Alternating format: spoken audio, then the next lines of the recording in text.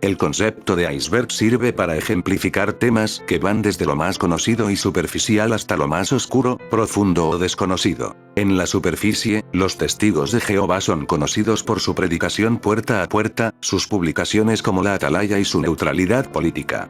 Pero, al igual que un iceberg, lo que se ve a simple vista es solo una pequeña parte de un vasto mundo lleno de doctrinas particulares, prácticas internas, y aspectos controvertidos que han sido tema de debate tanto dentro como fuera de la organización. Acompáñenme a sumergirnos en este iceberg, donde comenzaremos con lo más familiar y conocido, para luego descender a niveles más profundos y oscuros, explorando desde las creencias fundamentales y los mitos comunes, hasta las historias menos conocidas, las controversias y las experiencias que han sucedido en esta organización. Prepárate para descubrir lo que se encuentra bajo la superficie de una de las organizaciones religiosas más enigmáticas del mundo. Te saluda Anthony Muskaiser, y bienvenidos a este sitio donde tú decides en qué creer. Nivel 1. Navidad en Betel. Los testigos de Jehová no celebran la Navidad por varias razones basadas en su interpretación de la Biblia y su deseo de adherirse a lo que consideran prácticas cristianas originales. Argumentan que muchas de las tradiciones asociadas con la Navidad, como el árbol de Navidad, el intercambio de regalos, y las festividades del 25 de diciembre, se originaron en festivales paganos. Sin embargo, desde sus principios hasta 1926, ellos afirmaban que, aunque la Navidad no es el verdadero aniversario del nacimiento de Jesús, la celebración del nacimiento corresponde simplemente a un tributo de respeto a él, siendo celebrada incluso en su sede central. JW y la universidad. Para los testigos de Jehová se desaconseja el cursar estudios superiores ya que se argumenta que el ambiente que se vive en las universidades fomenta la mala conducta de los estudiantes y aquel testigo de Jehová que decidiera continuar con sus estudios está en peligro de caer en el mundo de Satanás y ser un mal ejemplo para la entera congregación. Según ellos, el diablo ha convertido la educación superior en un campo minado para los cristianos, haciendo que muchos jóvenes se han descarnado de la fe o han cometido actos de inmoralidad o que pierdan la fe en Dios y en la Biblia. Por eso, quien decida ingresar a la universidad es considerado como una persona débil en sentido espiritual y puede perder su posición dentro del grupo. Barbara Anderson. Siendo desconocida para muchos, Barbara Anderson es una figura controvertida en relación con los testigos de Jehová debido a su papel como exmiembro y denunciante. Anderson trabajó en la sede mundial de los testigos de Jehová en Brooklyn, Nueva York, durante la década de 1980 y 1990, ocupando varios puestos, incluido uno en el Departamento de Investigación y Escritura.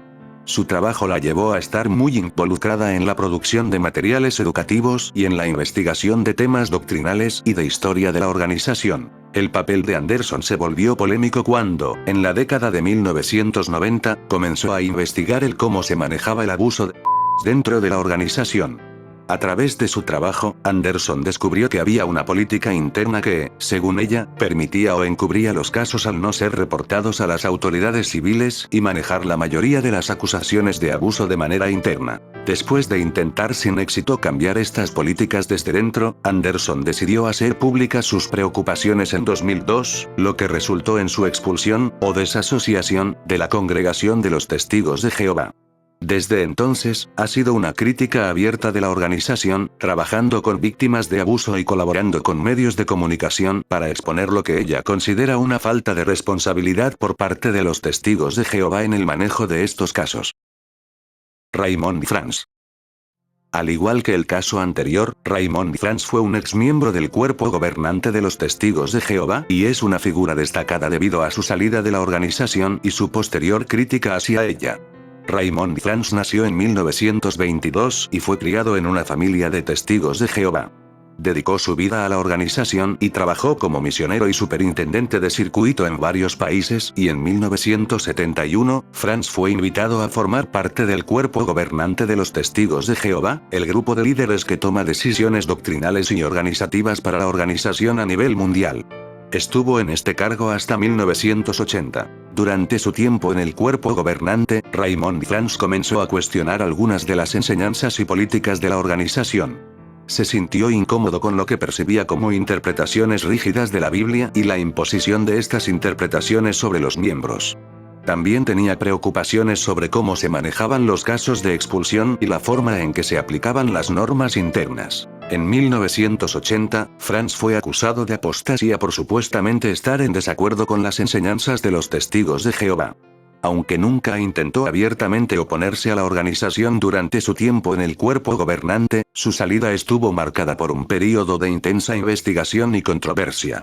Finalmente, en 1981, fue expulsado oficialmente de la organización. Después de su expulsión, Raymond Franz escribió 2 libros importantes que ofrecían una mirada crítica desde adentro de la organización. Su primer libro, Crisis de Conciencia, en donde detalla sus experiencias y revela muchos de los procesos internos del cuerpo gobernante. Su segundo libro, En Busca de la Libertad Cristiana, expande sobre sus críticas a las doctrinas y prácticas de los Testigos de Jehová. Raymond Franz es considerado por muchos exmiembros de los Testigos de Jehová y críticos de la organización como una voz importante y respetada por su apertura y franqueza sobre sus experiencias. Sus escritos han influido a muchas personas dentro y fuera de la organización, proporcionando un análisis desde la perspectiva de alguien que estuvo en el liderazgo más alto. Para los Testigos de Jehová, Raymond Franz es visto como un apóstata, es decir, alguien que ha abandonado la fe y se ha vuelto en contra de la organización. Desde su expulsión, su nombre y sus escritos son considerados peligrosos y desleales, y los miembros de la organización son instruidos a evitar su material y no tener contacto con él o con su obra. Fechas. Los Testigos de Jehová han hecho varias predicciones sobre fechas en las que esperaban el fin del mundo o el establecimiento del reino de Dios en la tierra. A lo largo de su historia, han señalado varias fechas clave, basándose en su interpretación de la Biblia y profecías. Aquí te menciono algunas de las más notables. 1874. Los primeros líderes del movimiento, incluidos Charles Taze Russell, creían que Cristo había comenzado su segunda venida de manera invisible en 1874. Este evento marcó el inicio de un período de presencia invisible de Cristo en la tierra. 1914. Esta es quizás la fecha más significativa para los Testigos de Jehová. Creían que 1914 marcaría el fin de los tiempos de los gentiles y el comienzo del reino de Dios en la tierra, con el Armagedón ocurriendo en esa fecha. Aunque no ocurrió un fin literal del mundo en 1914, los Testigos de Jehová reinterpretaron esta fecha como el inicio del gobierno celestial de Cristo. 1925. Otra fecha importante en su historia, promovida por Joseph Franklin Rutherford, el segundo presidente de la organización. Los Testigos de Jehová esperaban que en 1925 los patriarcas bíblicos como Abraham, Isaac y Jacob resucitaran y que el reino de Dios se estableciera de manera visible en la tierra. Esta predicción no se cumplió, lo que llevó a decepción y ajustes doctrinales dentro de la organización. 1975. En la década de 1960, la organización sugirió que 1975 podría marcar el fin del sistema mundial basado en su interpretación del relato de la creación en Génesis, calculando que se cumplirían 6,000 años de la existencia del hombre para esa fecha. Cuando el fin no ocurrió, muchos testigos se sintieron desilusionados, lo que llevó a la salida de algunos miembros y a una mayor reevaluación interna. 2000. Aunque esta fecha no fue promovida oficialmente como una predicción específica del fin, algunos Testigos de Jehová creían que el año 2000 podría tener un significado especial debido al cambio de milenio. Sin embargo, la organización no hizo una declaración oficial al respecto. A lo largo de los años, los Testigos de Jehová han ajustado sus enseñanzas sobre el fin del mundo. Ahora, en lugar de centrarse en fechas específicas, enfatizan que el fin está cerca, pero que nadie sabe el día ni la hora exacta. Esta posición les permite mantenerse vigilantes sin hacer predicciones específicas sobre el tiempo del fin. Sin embargo, esas no serían las únicas fechas del fin, como veremos en otra parte de Iceberg. Nivel 2. Apostasía. Para los Testigos de Jehová, la apostasía es considerada una grave traición espiritual y se define como la acción de rechazar o abandonar las enseñanzas y creencias fundamentales de la organización.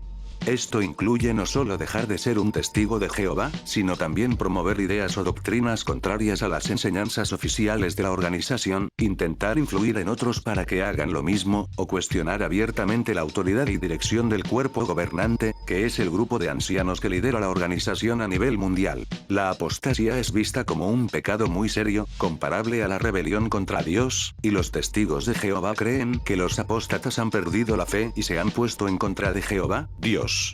Como resultado, los que son considerados apóstatas suelen ser expulsados de la congregación mediante un proceso de desasociación, lo que lleva a que otros miembros de la congregación los eviten por completo, incluyendo familiares cercanos, a menos que haya situaciones necesarias que impliquen trato mínimo. La organización enseña que la apostasía es peligrosa, no solo porque puede afectar la relación de una persona con Dios, sino porque también puede corromper o influir negativamente en otros miembros de la congregación. Por eso, se insta a los testigos de Jehová a mantenerse alejados de cualquier tipo de material, personas o ideas que sean consideradas apóstatas. Tumba de Rutherford. Joseph Franklin Rutherford, quien sucedió a Charles Taze Russell como presidente de la sociedad Watchtower, falleció en enero de 1942 en Beth Sharim, San Diego. Aunque su deseo era ser enterrado en Beth Sharim, la sociedad decidió finalmente enterrarlo en un cementerio adyacente a la estación de radio WBBR en Staten Island, Nueva York. Este cementerio pertenecía a la sociedad Watchtower y colindaba con la histórica iglesia metodista de Woodrow Road, rodeada de varios otros cementerios. El funeral de Rutherford fue sencillo y privado. Según Aidan Covington, Rutherford fue transportado en tren desde California a Nueva York, donde un pequeño grupo de seguidores estuvo presente para el entierro. La ceremonia fue oficiada por Nathan Knorr y recibió cierta cobertura en la prensa local, como en The Carlisle Sentinel y The Los Angeles Times. En aquel momento, la política de la Watchtower era no tener lápidas en ese cementerio, lo que contribuyó a que el lugar no recibiera muchos visitantes. En 1950, durante una asamblea de la sociedad en Nueva York, se organizaron visitas a la estación de radio WBBR y su cementerio, lo que atrajo a más personas al sitio. Sin embargo, debido a la falta de marcadores de tumbas, la ubicación exacta de la tumba de Rutherford no era evidente para los visitantes. A finales de la década de 1950, la propiedad fue vendida y el cementerio se utilizó por última vez en la década de 1960, después de lo cual se estableció un nuevo cementerio en Wallkill con una política diferente que incluía pequeños marcadores de tumbas. Películas. En esta ocasión no hablaremos de las películas que ellos mismos producen, sino de las que están inspiradas en ellos. Por ejemplo, y solo por mencionar algunos de los más reconocidos y con su respectiva sinopsis. Un testigo a su puerta. El testigo a tu puerta es un drama que representa una mirada al interior de cómo los testigos de Jehová reclutan, entrenan, ejercitan y controlan a sus miembros. Basado en experiencias de la vida real, este video humorístico y de gran alcance sigue la historia de un hombre del principio hasta el fin. El testigo se sale. Secuela de la anterior, muestra cómo luego de muchos años Leo Stern, un testigo de Jehová, encuentra su libertad de la esclavitud en la que se encontraba bajo la sociedad Watchtower y en el proceso descubre la verdad detrás de su creencia en la transfusión de sangre e historia de falsas profecías. Mundos separados. Sarah y su familia son orgullosos practicantes de los testigos de Jehová. En su comunidad, van de puerta en puerta predicando el día del juicio final y la salvación eterna para los elegidos de Jehová. Pero cuando Sarah se enamora de Taze, se enfrenta a la decisión más difícil de su vida. Taze no es testigo de Jehová, pero aún así su amor crece entre clandestinos encuentros. Sarah se encuentra dividida entre su conciencia, su fe y la pasión, forzada a elegir entre su amor y su familia, dos mundos aparte. You Can Live Forever. Cuando la adolescente lesbiana Jaime es enviada a vivir a una comunidad de testigos de Jehová, se enamora perdidamente de una chica testigo devota, y las dos se embarcan en un intenso romance con consecuencias que reconfigurarán el resto de sus vidas. El veredicto, la ley del menor. Fiona Maye, una jueza de primera instancia que se encuentra en plena crisis conyugal, se enfrenta a un histórico dilema profesional cuando se le pide que juzgue un caso de un joven enfermo de 18 años cuyos padres, testigos de Jehová, se niegan a la transfusión de sangre que le salvaría la vida. Así como estas películas, también existen referencias en otras películas o series. Publicaciones antiguas. Los Testigos de Jehová han producido una amplia variedad de publicaciones desde sus primeros días como organización religiosa en el siglo XIX. Algunas de las publicaciones más antiguas incluyen su revista La Atalaya, fundada en 1879 y que ha sido una de las publicaciones más importantes para los Testigos de Jehová y ha servido como su principal medio de comunicación y enseñanza doctrinal a nivel mundial. Con el tiempo, los Testigos de Jehová han desechado o actualizado muchas de sus publicaciones antiguas, lo que refleja cambios en sus doctrinas y prácticas. Esta evolución se debe a su creencia en la luz progresiva, un concepto basado en Proverbios 4:18, que dice que la senda del justo es como la luz de la aurora, que va aumentando en resplandor hasta que es pleno día. Según los Testigos de Jehová, esto significa que el entendimiento de la verdad bíblica puede cambiar y volverse más claro con el tiempo. Por lo tanto, cuando creen que han adquirido una mejor comprensión de las escrituras, sienten la necesidad de ajustar sus enseñanzas y publicaciones para alinearse con esa nueva luz.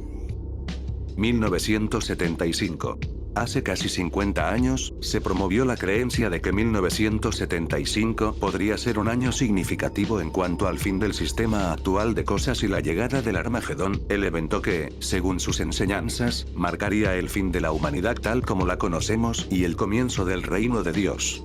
Esta expectativa se basó en una interpretación cronológica de la Biblia que sugirió que los 6,000 años de historia humana terminarían en ese año. A mediados de los años 60, los Testigos de Jehová comenzaron a enseñar que el fin de los 6,000 años de existencia humana, según su entendimiento de la cronología bíblica, ocurriría en 1975. Esta interpretación se basaba en el libro Vida Eterna en Libertad de los Hijos de Dios, publicado en 1966, que señalaba el 1975 como un año potencialmente significativo. Aunque la organización no afirmó de manera explícita que el fin del mundo ocurriría en 1975, la sugerencia de que algo muy importante podría suceder en ese año fue repetidamente mencionada en sus publicaciones y discursos. A medida que se acercaba el año 1975, muchos testigos de Jehová alrededor del mundo comenzaron a esperar con entusiasmo la llegada del fin.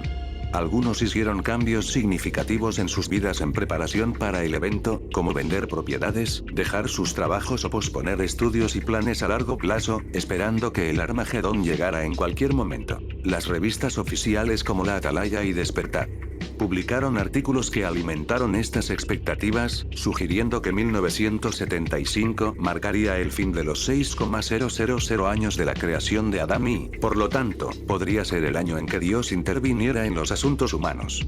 Los discursos en las congregaciones y en asambleas también enfatizaron la urgencia de estar preparados para la inminente intervención divina. Cuando el 1975 pasó sin ningún acontecimiento apocalíptico, hubo desilusión y confusión entre algunos testigos de Jehová.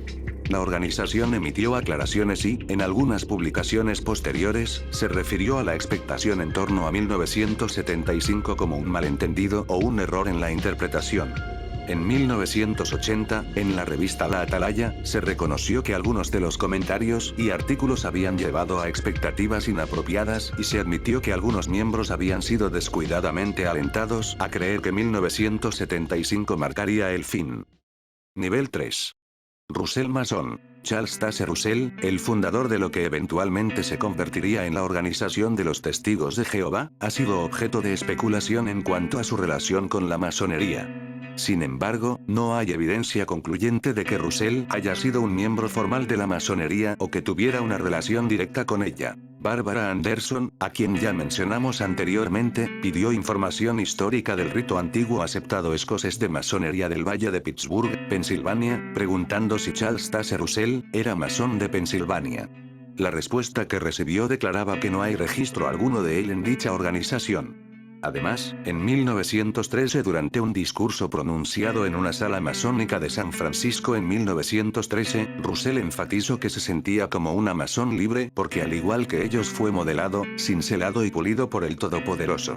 Más adelante en este discurso, Russell declaró con bastante claridad que nunca he sido masón. J.W. y la ONU. En 1991, la Watchtower Bible and Tract Society de Nueva York presentó una solicitud para convertirse en una organización no gubernamental, ONG, miembro asociado del Departamento de Información Pública de las Naciones Unidas. Fue aceptada en 1992, lo que es un asunto de dominio público. Esta es la relación más estrecha que una ONG puede establecer con las Naciones Unidas.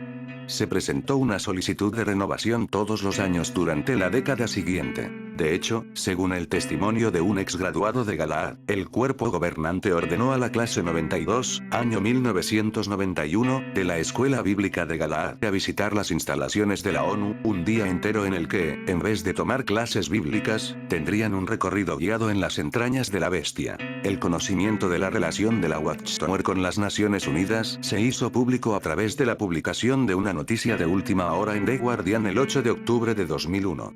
De manera bastante condenatoria, la Watchtower retiró su membresía unos días después de que se publicara este artículo. Cismas. Los testigos de Jehová, a lo largo de su historia, han experimentado varios cismas o divisiones internas que han llevado a la formación de grupos disidentes. Estos cismas han sido impulsados principalmente por desacuerdos doctrinales, diferencias en la interpretación de la Biblia y el liderazgo de la organización, así como por la evolución de las enseñanzas y políticas organizacionales. Uno de los primeros y más significativos cismas ocurrió en 1917, poco después de la muerte de Charles Taze Russell, el fundador de lo que más tarde se conocería como los Testigos de Jehová. Russell había dejado un legado complejo con interpretaciones particulares de la Biblia y un estilo de liderazgo que algunos consideraban carismático. Tras su fallecimiento, surgieron conflictos sobre quién debería liderar la organización y cómo se debía interpretar y continuar sus enseñanzas. A medida que los años fueron pasando, como resultado de los cambios de dirección y de actitud en el interior de la sociedad, cada vez más estudiantes de la Biblia comenzaron a salirse de ella y así empezó el éxodo que nunca habría de cesar. Para 1930 cerca de 75% de los estudiantes de la Biblia originales habían salido de la sociedad. Ya para esa fecha, todos los escritos de Russell fueron rechazados o sustituidos por los de Rutherford, que contradecían claramente a los de su predecesor. Avergonzándose de sus orígenes adventistas y de su íntima relación con la masonería, así como de la figura sumamente carismática de Charles Taze Russell, comenzaron a ocultar escritos anteriores y a cambiar una doctrina tras otra, siempre con la excusa de la nueva luz que permitía alterar la verdad presente. Diyogate y Boplegate. Estos términos se refieren a dos vídeos en los cuales se queda en evidencia varios sucesos que denotan un lado de la organización que no es visible para todos. El primero se refiere a un video filtrado del proceso de incorporación/orientación que se llevó a cabo allí. Fue extremadamente vergonzoso y se habló de muchas cosas de manera bastante explícita. Entre ellas, hubo una discusión bastante larga sobre las almohadas y lo que no se debía hacer con ella. Ustedes ya saben a qué me refiero, hacías cosas con ellas mientras dormías. También sobre los peligros de la ropa interior ajustada. El segundo video muestra a un ahora exmiembro del cuerpo gobernante de los Testigos de Jehová, Anthony Morris III, después del escándalo del video donde se le ve comprando 16 botellas de whisky Macallan por valor de $850. Dicho evento generó una serie de reacciones en las que se condenaba el uso de las contribuciones que hacen los Testigos de Jehová para financiar a la organización y que se le diera este uso. JW y YouTube. De esto no hablaré mucho por temor a que me pase a mí también, pero durante el 2019, la Organización de los Testigos de Jehová inició una ola de citaciones de reclamación de derechos de autor dirigidas a YouTube y también a Facebook, con el fin de descubrir las identidades reales de las personas que subieron contenido de Testigos de Jehová a las plataformas. Quienes salieron afectos fueron canales que se dedicaban a criticar a dicha organización, pero también a canales que subían información sobre los mismos. Esto llegó a crear una regla en la que básicamente se prohíbe a todo testigo de Jehová avistar páginas o canales donde los apóstatas y otros opositores intentan colocar nuestras publicaciones en sus sitios web para atraer tanto a los testigos de Jehová como a otras personas, así como varios miembros que han utilizado su contenido en anuncios publicitarios, en productos que venden y en aplicaciones para dispositivos móviles. Y bueno amigos, hasta aquí llegamos con la primer parte de este iceberg, así que estén atentos al canal para ver la segunda parte del mismo. Si llegaste hasta esta parte, te agradezco de corazón tu vista, puedes suscribirte, dejar tu comentario sobre lo que acabas de ver, darle me gusta y compartir el video con tus conocidos. Hasta aquí el video, yo soy Antonimus Kaiser y recuerda, tú decides en qué creer.